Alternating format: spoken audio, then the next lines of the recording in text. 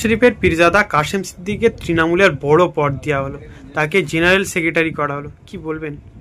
দেখুন, বর্তমানে আমাদের যে দলটি ক্ষমতায় রয়েছে তারা সবসময় চেষ্টা করেছে যে মুসলিম যে সমাজটি আছে তাদেরকে তোষণ করা এবং চেষ্টা করেছে যে যাদের ধরুন যোগ্যতামানকে কিন্তু এখানে দেখা হয় না, এখানে তোষণের বিষয়টা আসে এবং সেখানে দেখা যায় যে যাদের যোগ্যতা আছে তারা অনেক সময় স্কোপ পায় না। সেটা সম্পূর্ণভাবে তাদের দলীয় বিষয়, তারা কাকে উচ্চ পদ দেবে কাকে নিম্ন পদ দেবে সেটা সম্পূর্ণ তাদের দলীয় বিষয়। কিন্তু বক্তব্য হচ্ছে যারা যোগ্য, যারা ধরুন এই যারা কাজ করছে অথচ পদ পাচ্ছে না, তারা তো সেখানে অভিযোগ করবে এবং সেখানে সেই নিয়ে তো চলছে। এবং সব থেকে বড় কথা, এখন কে কোন দলে আছে এবং কে কোন দলে যাচ্ছে সেটা বোঝা খুব মুশকিল। কখনো কেউ এই দলে যোগ দিচ্ছে, আবার ঘুরে আবার অন্য দলে যোগ দিচ্ছে। এটা এখন কোন নৈতিক বিষয়ের ওপর কিন্তু এখন আর এই ধরুন যারা পার্টি করছে বা দল করছে তাদের কিন্তু নৈতিক বিষয়টা এখন আর ফ্যাক্টর করছে না। সেখানে দেখা যাচ্ছে তাদের স্বার্থটাকে তারা বড় করে দেখছে এবং স্বার্থে যখন আসছে তখন সেই দলে যাচ্ছে, যখন স্বার্থে থাকছে না তখন অন্য দলে চলে আসে। হঠাৎ করে কেন ফুরফুরা শরীফের পীরজাদা এবং নতুন রাজনৈতিক মুখকে নিয়ে আসতে হলো? সেটা দেখুন তাদের সম্পূর্ণ দলীয় বিষয়, সেই নিয়ে বোধহয় খুব একটা মন্তব্য করা উচিত। শওকত মোল্লা বলছে যে এতদিন যে তৃণমূলকে গালাগালি করে এলো তাকে এখন তৃণমূলের বড় পদ দিয়েছে, সেটা নিয়ে একটা ওদের দ্বন্দ্ব সৃষ্টি হয়েছে, কি বলবেন? সেই জন্য তো বললাম যে ধরুন এখানে কিন্তু সবসময় দেখা হয় যে কার কি স্বার্থ আছে। নিশ্চিতভাবে সেখানে তার কোনো স্বার্থ আছে, বা ধরুন এই বর্তমানে যে দলীয় যে দলটি ক্ষমতায় রয়েছে তারও নিশ্চিতভাবে স্বার্থটা দুদিক থেকেই নিশ্চিতভাবে কোনো স্বার্থ আছে এবং সেই স্বার্থের জন্যই তাকে পদ দেওয়া হয়েছে এবং তিনিও সেই পদ গ্রহণ করেছেন। কিছুদিন আগেই কাসেম সিদ্দিকী বলেছিলেন যে মমতা চোর, আজ সেই মমতার সঙ্গে জয়েন করেন। ওই যে বললাম যে কিছু নিশ্চিতভাবে স্বার্থ আছে, সেই জন্য চোরকে এখন সাধু বানিয়ে দিয়েছে।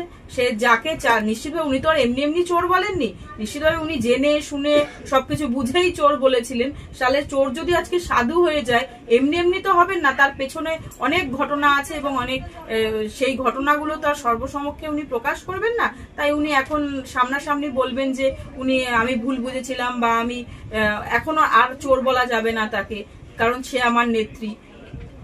এগুলো অনেক রাজনৈতিক খেলা হয় পেছনে এবং তারই প্রমাণ হচ্ছে এটা। মুসলিমদের ভোট নেওয়ার পেছনে এটা একটা কারণ। হ্যাঁ, হতেই পারে, কারণ কি আমি বলছি তো এই যে সরকারটি রয়েছে তারা অনেকবার এর আগেও দেখবেন অনেক সময় এরকম হয়েছে যে মুসলিমদের তোষণ করা হয়েছে। তাদের দেখুন, একটি পিছিয়ে পড়া সমাজকে যদি সামনে আনতে হয় তাদের জন্য করতে হয় যেটা শিক্ষা প্রদান করতে হয়, তাদের এমপ্লয়মেন্ট দিতে হয়, তাদের আর্থিকভাবে তাদের স্বাবলম্বী করতে হয়। এখানে আর্থিকভাবে স্বাবলম্বী না করে, তাদের শিক্ষা প্রদান না করে, তাদের শিক্ষার আলোয় আলোকিত না করে তারা হচ্ছে একটি স্বজন পোষণের বিষয় ঘটে এবং কিছু দান করে তাদেরকে যাতে জীবন অতিবাহিত করে এবং আমাদের দলের সমর্থক হয়ে থেকে যাও এবং আমাদেরকে তুমি ভোট দাও, এরকম একটা পলিসিতে তারা চলছে এতদিন ধরে।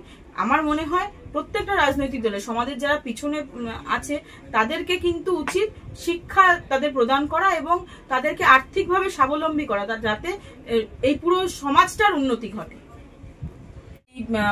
যারা কাজ করছে অথচ পদ পাচ্ছে না, তারা তো সেখানে অভিযোগ করবে এবং সেখানে সেই নিয়ে তো চলছে। এবং সব থেকে বড় কথা, এখন কে কোন দলে আছে এবং কে কোন দলে যাচ্ছে সেটা বোঝা খুব মুশকিল। কখনো কেউ এই দলে যোগ দিচ্ছে, আবার ঘুরে আবার অন্য দলে যোগ দিচ্ছে। এটা এখন কোনো নৈতিক বিষয়ের ওপর কিন্তু এখন আর এই ধরুন যারা পার্টি করছে বা দল করছে তাদের কিন্তু নৈতিক বিষয়টা এখন আর ফ্যাক্টর করছে না। সেখানে দেখা যাচ্ছে তাদের স্বার্থটাকে তারা বড় করে দেখছে এবং স্বার্থে যখন আসছে তখন সেই দলে যাচ্ছে, যখন স্বার্থে থাকছে না তখন অন্য দলে চলে আসে। হঠাৎ করে কেন ফুরফুরা শরীফের পীরজাদা এবং নতুন রাজনৈতিক মুখকে নিয়ে আসতে হলো? সেটা দেখুন তাদের সম্পূর্ণ দলীয় বিষয়, সেই নিয়ে বোধহয় খুব একটা মন্তব্য করা উচিত। শওকত মোল্লা বলছে যে এতদিন যে তৃণমূলকে গালাগালি করে এলো তাকে এখন তৃণমূলের বড় পদ দিয়েছে, সেটা নিয়ে একটা ওদের দ্বন্দ্ব সৃষ্টি হয়েছে। কি বলবেন? সেই জন্য তো বললাম যে ধরুন এখানে কিন্তু সবসময় দেখা হয় যে কার কি স্বার্থ আছে। নিশ্চিতভাবে সেখানে তার কোনো স্বার্থ আছে, বা ধরুন এই বর্তমানে যে দলীয় যে দলটি ক্ষমতায় রয়েছে তারও নিশ্চিতভাবে স্বার্থটা দুদিক থেকেই নিশ্চিতভাবে কোনো স্বার্থ আছে, এবং সেই স্বার্থের জন্যই তাকে পদ দেওয়া হয়েছে এবং তিনিও সেই পদ গ্রহণ করেছেন। কিছুদিন আগেই কাসেম সিদ্দিকী বলেছিলেন যে মমতা চোর, আজ সেই মমতার সঙ্গে জয়েন্ট হলেন। ওই যে বললাম যে কিছু নিশ্চিতভাবে স্বার্থ আছে, সেই জন্য চোরকে এখন সাধু বানিয়ে দিয়েছে। সে যাকে নিশ্চিতভাবে উনি তো আর এমনি এমনি চোর বলেননি, নিশ্চিতভাবে উনি জেনে শুনে সবকিছু বুঝেই চোর বলেছিলেন।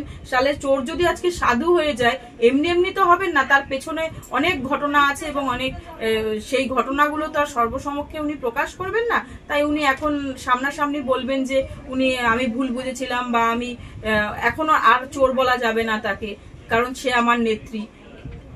এগুলো অনেক রাজনৈতিক খেলা হয় পেছনে, এবং তারই প্রমাণ হচ্ছে এটা। মুসলিমদের ভোট নেওয়ার পেছনে এটা একটা কারণ। হ্যাঁ, হতেই পারে, কারণ কি আমি বলছি তো, এই যে সরকারটি রয়েছে তারা অনেকবার, এর আগেও দেখবেন অনেক সময় এরকম হয়েছে যে মুসলিমদের তোষণ করা হয়েছে। তাদের দেখুন, একটি পিছিয়ে পড়া সমাজকে যদি সামনে আনতে হয়, তাদের জন্য করতে হয় যেটা শিক্ষা প্রদান করতে হয়, তাদের এমপ্লয়মেন্ট দিতে হয়, তাদের আর্থিকভাবে তাদের স্বাবলম্বী করতে হয়।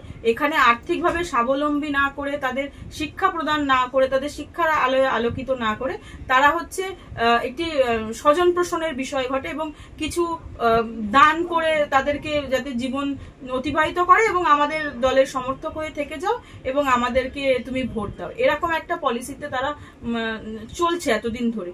আমার মনে হয় প্রত্যেকটা রাজনৈতিক দলে সমাজের যারা পিছনে আছে তাদেরকে কিন্তু উচিত শিক্ষা তাদের প্রদান করা এবং তাদেরকে আর্থিকভাবে স্বাবলম্বী করা, যাতে এই পুরো সমাজটার উন্নতি ঘটে।